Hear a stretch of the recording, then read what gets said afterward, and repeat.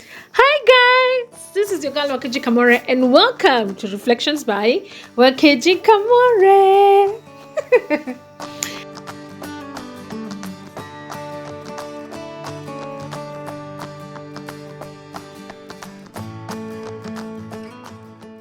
Oh my goodness, I cannot believe that we are already 5 chapters in, and today we are going to be on the 6th chapter of Second Samuel.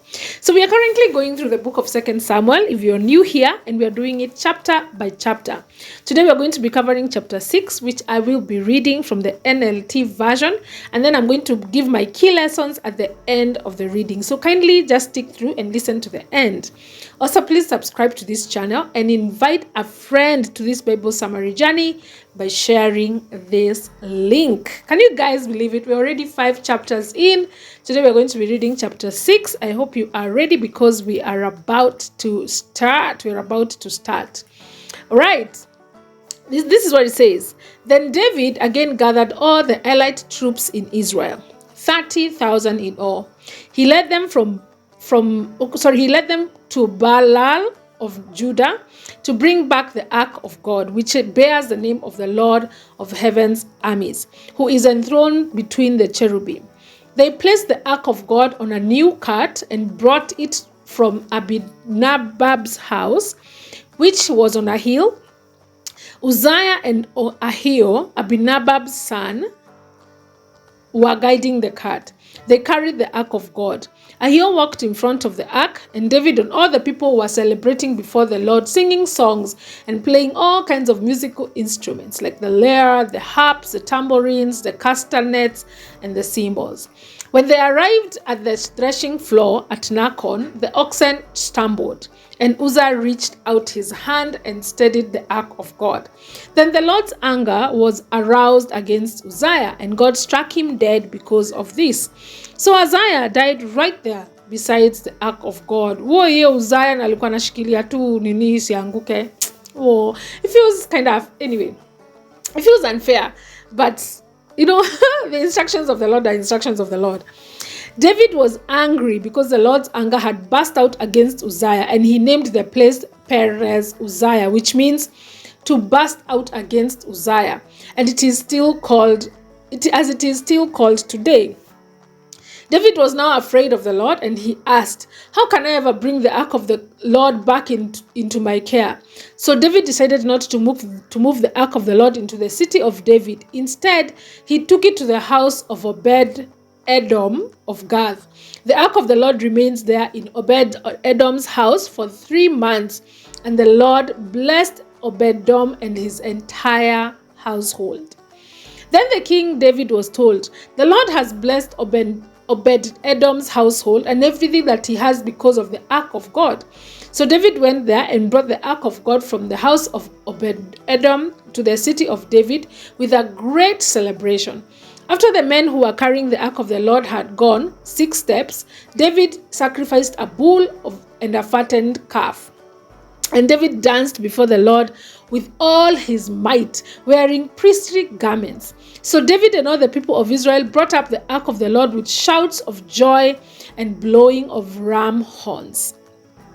But as the ark of the Lord entered the city of David, Michal, the daughter of Saul, looked down from her window, and he saw King David leaping and dancing before the Lord, and she was filled with contempt for him. Remember, guys, Mika is Saul's daughter, who was David's wife, and now had been resold to someone else, but now is David's wife back again.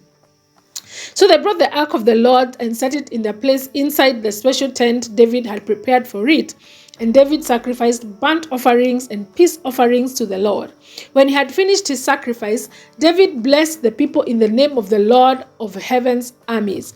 Then he gave to every Israelite man and woman in the crowd a loaf of bread and a cake of dates and a cake of raisins. Then all the people returned to their homes. When David returned home to bless his own family, Michal, the daughter of Saul, came out to meet him, and she said in disgust, "How distinguished the king of Israel looked today, shamelessly exposing herself to the servant's girl like any vulgar person might do." David retorted to Michal, I was dancing before the Lord, who chose me above your father and all his family. He appointed me as the leader of Israel, the people of the Lord. So I celebrate before the Lord. Yes, I am willing to look even more foolish than this, even to be humiliated in my own eyes. But those servant girls who you mention will indeed think I am distinguished. So Michal, the daughter of Saul, remained childless throughout her entire life. I don't know if that was punishment because of how she had talked to her husband and the king. I don't know, maybe. It could be. Most likely it is. All right, so the main occurrences of this chapter are, number one, that David brought the ark from Judah. And then, unfortunately, Uzzah touched the ark and was struck down. And then the ark came into the city of dancing, with the city of Judah, with dancing before the Lord. But before it got into the city, it went into someone's house. His name is Obed. That name, it's hard to mention. Let's just call him Obed. Went to Obed's house, and Obed was really, really blessed. So one of the things that I find very confusing is how Uzzah seems to have good intentions and is still struck by God.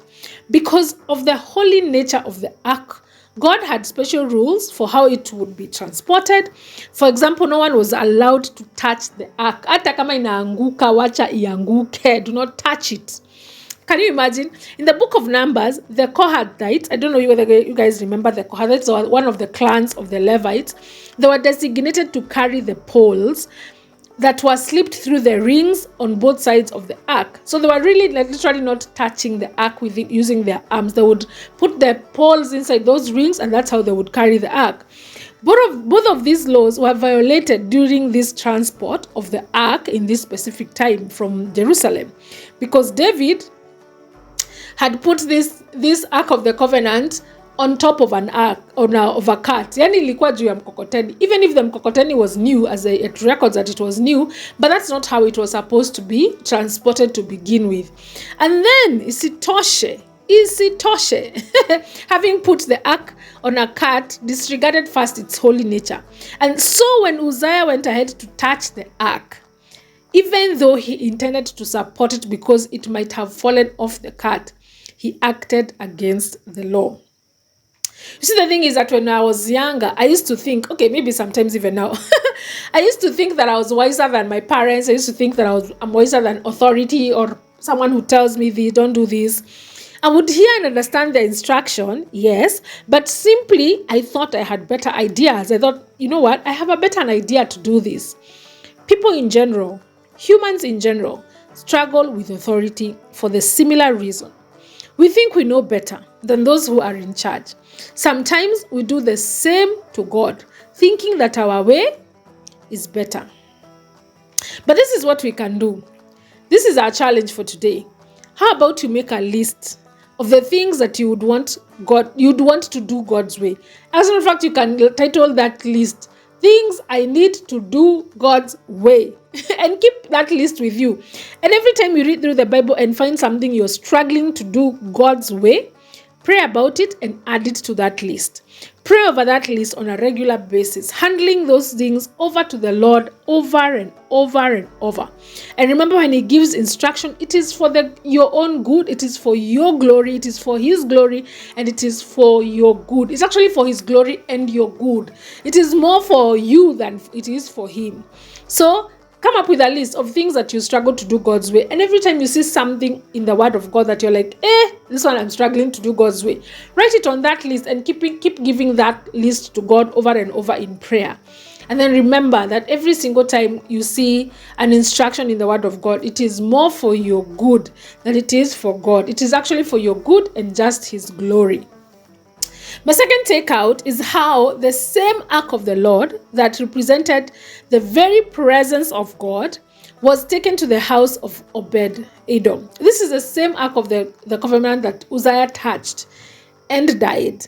This has been taken to a guy's name. His name is Obed-Edom of Gath, and remained in his house for 3 months. And in those 3 months, the Lord blessed Obed-Edom and his entire household. You see, the thing is when God is present in our lives, in our situations, in our decision-making process, in our relationships, we cannot remain the same. His presence comes with evident blessings for you and those that are around you. Obed didn't just get blessed by himself. He was blessed, and everything that he had, every person who was in his household was blessed because the presence of God was in his house. So stay in the presence of God and keep the presence of God in your situation, in your decision making, in your relationship, because you cannot remain the same. His presence, God's presence, comes with evident blessings for you and for those that are around you. This is your girl Wakeji Kamore, and this has been Reflections by Wakeji Kamore. See you tomorrow.